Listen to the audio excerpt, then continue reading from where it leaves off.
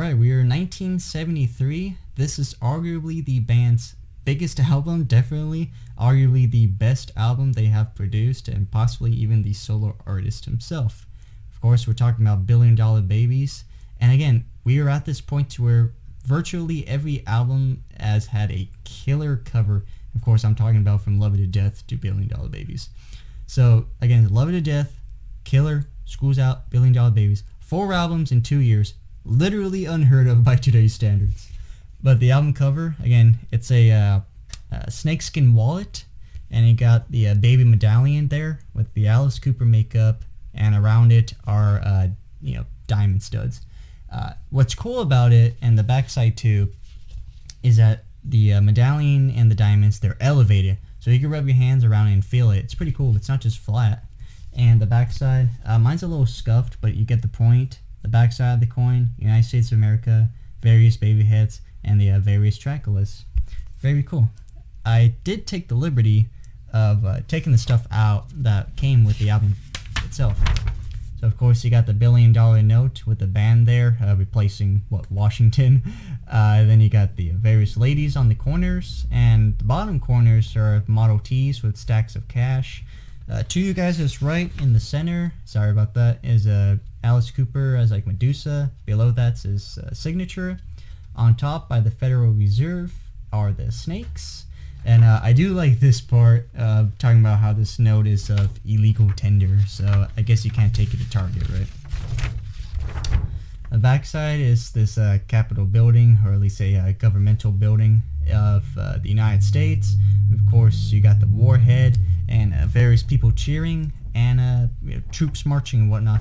Very indicative of Soviet Russia, of course. We've seen all the footage from various documentaries and historical programs. But if you know anything about this album, is that it's pretty, how did you say, satirical and hypocritical, because pretty much doing the same shit, right? On the various corners, again, more stacks of coins and cash. And what's cool here on the left side, if you can see that guy that's facing the money, and there's a hand behind him with a knife, so he's gonna get stabbed in the back. So very cool stuff. I keep it in here, I don't frame it or anything, but it would be cool too one day. Also, what came with this, the album sleeve, which is very cool. You got the band down in white, and got various rabbits that they're holding. Of course, you got the baby with the Alice Cooper makeup, and little Benjamin leaflet covering itself. But that picture of Alice Cooper right there, that's not the last time we're going to see that picture, right? He's going to be donned in green, because Alice Cooper goes to hell, and what's in hell is disco. But we'll get to that album, right? On the backside is the lyrics, which is pretty cool, so I can at least, recite some lyrics at least.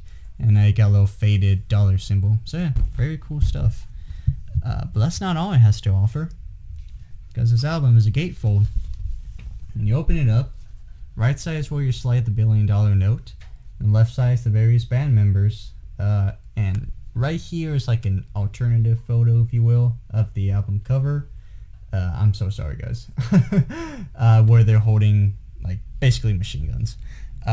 They're kind of like baseball cards. You can take them off, but I believe under it is just album credits. I did take a little peek a while ago, but yeah, I'm not taking that stuff out. But a very cool album cover, one that's screaming to buy, right? Now, what about the track list? Every song on here is pretty great, even towards the shortest song, which is Marianne, which is about like what, $1.50 or something, give or take. That song is very tongue-in-cheek, and of course we'll get to that. But to start off this album, you have Hello, Hooray.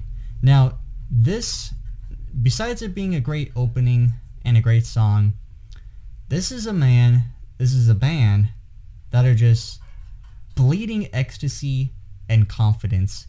You can hear it in the voice, definitely, because this band is on the stratosphere.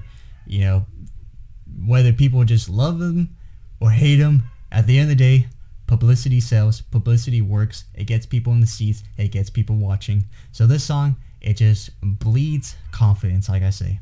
So it's a nice opening with the instruments, And really, this song is just calling out to the audience, like, hey, we're ready and whatnot. Let the show begin. Turn on the lights. This audience been waiting. It's like a dream and whatnot. Nice instrumental rhythm to it. There's a great vocal range to him. He goes really high at times when he feels really, joyful and whatnot, very thrilled. And then he gets back to a more grounded even. So he does that very smoothly. There's a bit of swag to him too. A bit of a moxiness to it, if you will. Again, just all about that confidence, right? And there's a pretty great what would you call it, solo with the instrumentals and whatnot, and then it rises and plays part of the vocals. So that's cool. And towards the end of the song, of course, just Alice is yelling, God, that feels so strong, and various lines and stuff. He really stretches out the word strong. He's like, feels so strong. It's very, very, very powerful song, and I really do enjoy that part. I think he does this live on occasion. I know like a couple of days ago he announced a little tour list with Ace Frehley. So I'm like, oh, two of my favorite bands, Alice Cooper and Kiss. And it's only for like a month, and it's only on the East Coast. I'm like, oh, god damn it. Well, that's okay. But Hello Hooray, great song, and it's a great opening too. Alright, the next song, Raped and Freezin'. So this song, it definitely has some groove to it, I can tell you that. I wrote that down as soon as I heard this one. Groove sensation, kind of boppy. And what's kind of cool about this song is that it just starts like that. There's no 20 or 30 second, instrumentals, which is always cool. I got no problem with that. But he just sings right when, the recording dial, starts to spin and whatnot. Very cool stuff. I love the change in the rhythm of the song. You can tell that it's a very fast-moving song. Everything's happening. Everything's hitting you left and right, which is basically the story of the song. The guy picks up a girl, and she's very experienced, as we to put it that way. Then I'm assuming obviously they pull off on a highway. Then they make out, have sex, and whatnot.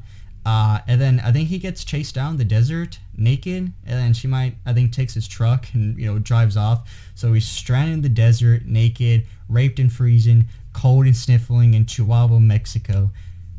Does it get any better than that? I don't know. But the character, he's just ecstatic at times. Just like, hey, I think I got a live one. Hey, hey. And, just pulling off, asking to read the Bible. It's night. It's dark as a widow and whatnot. I felt like I was hit by a diesel or Greyhound bus. She was no babysitter. Great stuff. It kind of reminds me, of course, of $1 Billion Babies. We'll get to that. But the drums, I do want to say, for the Alone, Raped, and Freezing part, Alone Down in Mexico, that's when the drums really kick in, fast and loud. I enjoy that one. And the Down in Mexico part, it just breaks into this mariachi, got like cowbells and shit going, and he's just whooping up a storm, yeah, shit like that. So very, very fun, and Raped and Freezing, it's a very great song. I really enjoy that one. And, there was one thing I want to mention, though. 1973, you want to stir up controversy, sing songs like maybe Raped and Freezing, $1 Billion Babies, and, Generation Landslide, even though that one, nobody really fucking knew what it was about. Definitely love it. I Love the Dead, Marianne. We'll get to that song, of course. But in any case, like I said, this is a great album, to say the least. All right, after that is Elected. My god, what an intro. I just love that intro. I really enjoyed that one. Great drum intro. And, it's just about this politician. He's an absolute scumbag. He's just bleeding, egotistical, narcissistic, bullshit talk. So he starts off with, I'm your time prep cut of meat. I'm your choice. I want to be elected. It's very fun song. Just, this, throwing out all these promises like, oh, vote for me. I'll be whoever you want as long as you vote for me, right? Definitely holds truth to that, right? He's got the snarl in his voice. He yells, and it is an absolute terrific vocal stretch of the line elected. So like, I want to be elected. He just stretches that out as much as he could, and it doesn't break. That's what's cool about it. I love the oh, that's true. There is a part in the song I wrote down. There's little hand drums, little hand drums with the bells on it. So that's pretty cool. There are great. I'm gonna say I wrote down radio segments. It might be television, but I get radio vibes from it, of like various anchors proclaiming his popularity. He's taking the country by storm, and then Alice Cooper breaks into more of the lyrics. I never liked you, you've always been cool. I wanna be elected. Great stuff. And there was a music video to this where he's basically, I'm trying to remember. He's decked in white, like a white top hat. He's going around various people, shaking hands, vote for me and shit. And he's in this office, and I believe there's chimps in there, and of course he's got his Budweiser beer. It's been so long, I actually forget. I think they end up getting beat up or something. I don't really remember, but it's great stuff. And there's a nice slowdown in the instruments with more audio. There's a lot more, play-by-plays. I think Nixon's in there because, again, this is kind of sort of, parody satire of Nixon himself. So that's very fun to hear. And then he just comes back with more shouting, more Alice-like, elected, respected, come election. Very, very great stuff. He does this in tours whenever there is a election coming, insert country or whatnot. Of course, the last one for 2016 was Trump and Clinton. So that's very cool to see. All right, the rough part of the video, right? All right. By the way, this is probably going to be a long video, just to let you know. I wrote down a shit ton of stuff for each song. All right, the one that comes after Elected, of course, is the title track, $1 Billion Babies, of course, with Donovan. And yeah, this is a great song. Just the intro, the drums, the bass, the guitars, just a boom, boom, boom, boom, boom, boom, boom, boom, boom, boom, boom, boom, boom, boom, boom, boom, boom, boom, boom, $1 billion baby. So just terrific. It has this twisted sensation to it, just absolute mischievous. You really do get this dark sense of what it's about and whatnot, and it just perfectly Alice's sort of creepy low snarl has a perfect balance with Donovan's also kind of creepy, but a lighter tone to it, so it just blends perfectly. And I gotta tell you something, I have not heard any other song that does this wonderfully, to where it sounds like it's singing out of left side of your ear, if you're listening on headphones, and another to your right, to where they're both at different tempos. One is, faster at parts, one is slower, but it still is synchronous. So you understand what they're saying. It's utterly amazing. If you have not heard this song, check it out. It's very awesome how they do it. Like I said, perfection, both singers. And there's great imagery details. We go dancing in the attic while the moon is rising. If I'm too rough, tell me I'm scared. Your little head will fall off in my hands.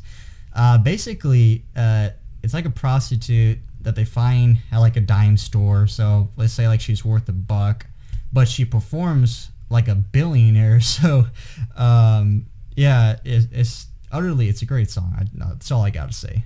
I love the rhythm of various parts, again, like some of the choruses and whatnot. And then they end it off, $1 million baby, billion, trillion, zillion dollar baby. And some of Donovan's lines, though, he really hits those notes. Crazy, crazy stuff. This, of course, is a regular on the set list, to where he has all the bills on his Errol Flynn sword, and he's shaking it off to the crowds and whatnot. But yeah, $1 Billion Babies, absolutely terrific song. All right, the one after that, Unfinished Suite. This is kind of something you can hear off of like a Welcome to My Nightmare. I can kind of see that. But also some of the sound effects, it reminds me of those early 80s albums, like a Zipper Catches Skin. And the reason why I say that is because if you listen to this song, I'm going to say like the first 20 seconds, like at least the first 3 lines. The way it is presented rhythmically, it's very similar to Zorro's Ascent. So for Zorro's Ascent, it's Zorro lies dying in the Spanish sun.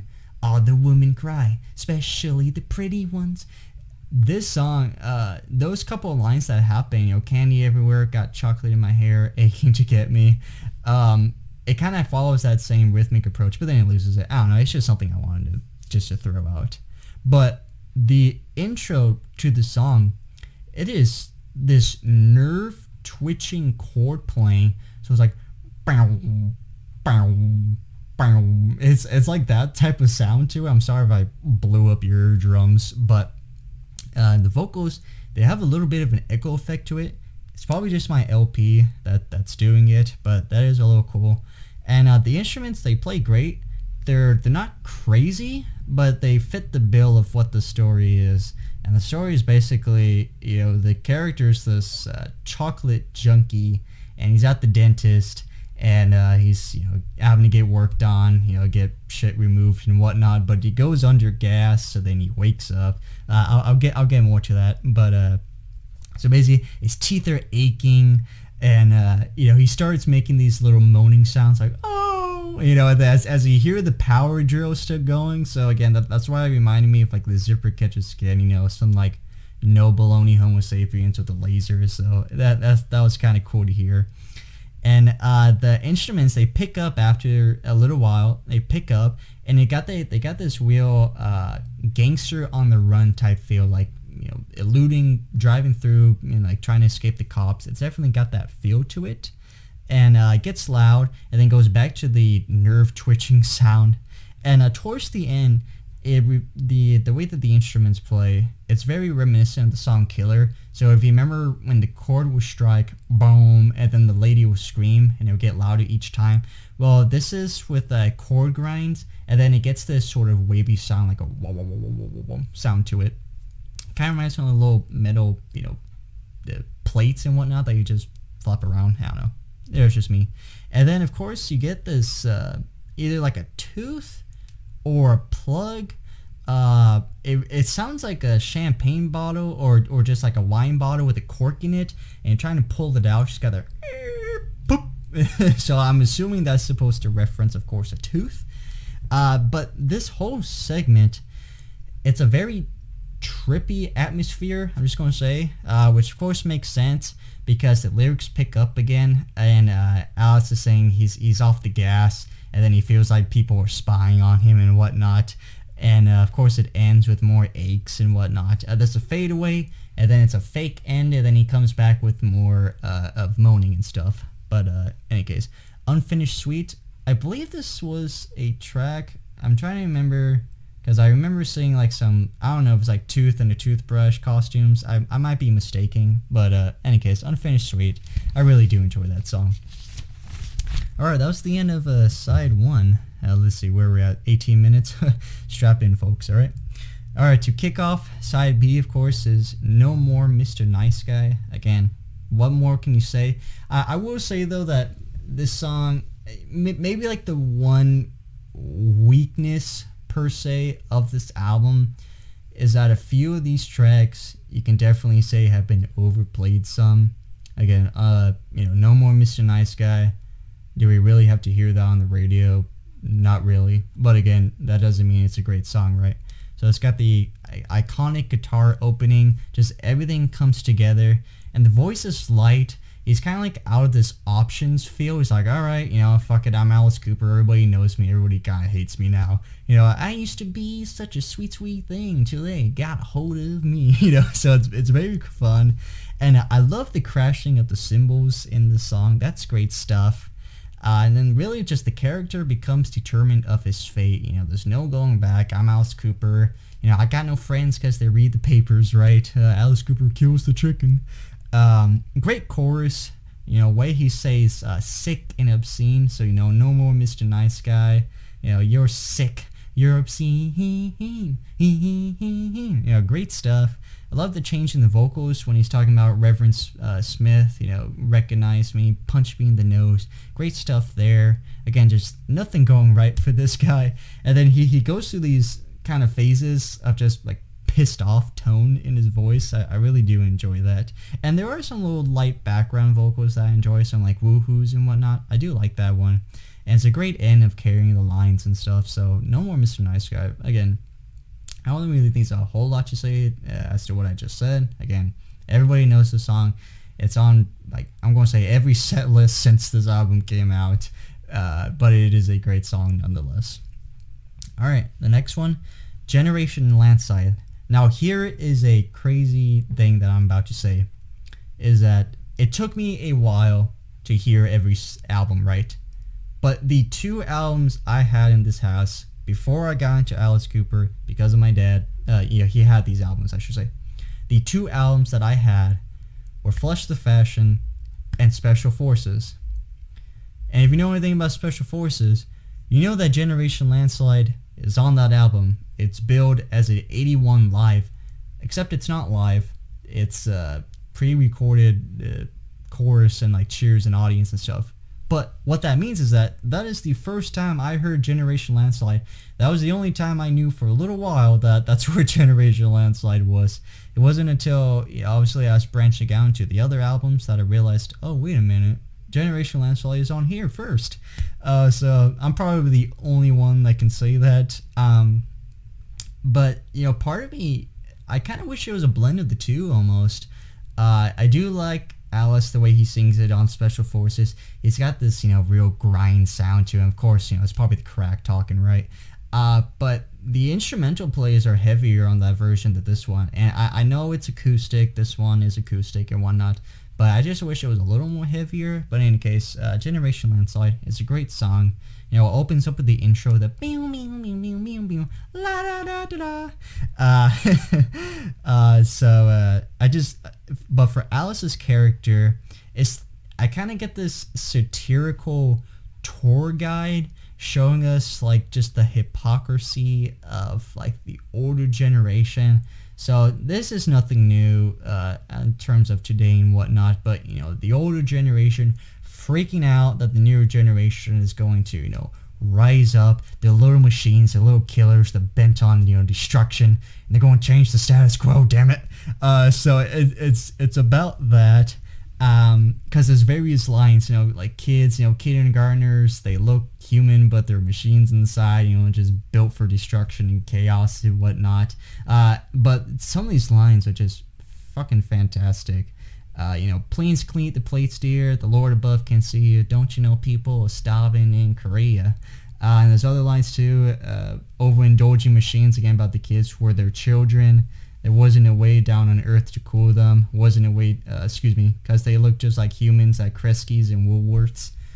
Kresge's, you might not know the name, but you're going to know the name Kmart, right? Unless, of course, if you're watching this in like 20 years, in which case you don't know what the fuck Kmart is anymore. But I'm going to be honest, this is a song, when I listen to it, I'm like, okay, I kind of understand it, but I kind of don't. It's like, I know this is satirical, but what is it it's trying to tell me? I don't know. But I finally got it. So basically, it's just the hypocrisy that, at least to me, this is what I get out of it. That the older generation is complaining about how the newer one's going to destroy themselves, going to destroy the world. But the process, the older generation is destroying themselves. So moms are freaking out in the nuclear bunkers with pans as helmets and whatnot, and then dad's getting like financial problems. It kind of sounds like he's probably like laundering or something. And then sisters are out 100 miles per hour, stopping and just dying and whatnot. The Colgate Invisible Shield finally got him. So that part kind of reminds me of it's like in the 80s and 90s, right? Like, metal and movies and games are causing all these school shootings, shit like that. That's what I kind of get out of it. But the whole time, Alice is just laughing, never conceived of us billion-dollar babies. It's like, guys, you're fucking destroying yourselves. We've seen this time and time again. Old generation hates the new, so, just shut up, right? But Generation Landslide, again, I really enjoyed the song. The only complaint, I would say, though, harmonica, how much I love harmonica. He plays that towards the end, which I really love. But like I said, the only complaint, let's be real, soft, minute complaint, is that I just wish the instruments were a little heavier. However, the vocals do not give up. He really stretches it out. He's got very snarl, growl at parts. One of the lines I remember, he's like, militant mothers. So it's a very fun song to go through. All right, after that, Sick Things. This might be my favorite off the album, because goddamn is it a sick, dark, twisted melody. What I can get from this album is, what I can get from this song is, it's about, I'm going to say the fans. That's what it kind of sounds like, because some of the parts here, I see how much you love me, your things are heavenly when you come worship me. But every fourth line, he kind of stretches it out almost, if I can write, he carries it. So, I see as much as you love me, you things are heavenly. So stuff like that. I'm sorry if I made your ears bleed. But the chorus, like I said, it's melodic, and when he breaks into it, it's got this background sort of ghost voice to it. I can't really explain it beyond that. You can listen to it and figure it out. There's distorted guitar play at times, definitely towards the end, of course. The old rough part of the video, right? The guitars, the drum, the bass, they really do capture the mood. And this song, I think it's maybe like a three-minute song. I kind of forget, but I just love the way it is. It's so creepy, so melodic, and just the way that each of the four words, he stretches it out, and the drums too. They get louder and they get banged faster towards the fourth word, like boom, boom, boom, boom, boom. So very cool stuff on Sick Things. All right, the next one is Marianne.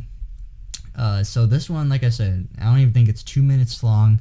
It is a complete 180, if you will, of everything that has happened before and after this album. But it still, holds its tongue-in-cheek value. So I would say, though, that Sick Things, it bleeds perfectly into the song. And a piano play to start off the intro. In fact, it's the entire song.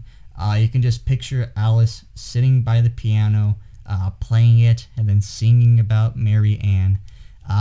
But what I mean by tongue-in-cheek is, he's like, Mary Ann, I'm really crazy about you, deed I am.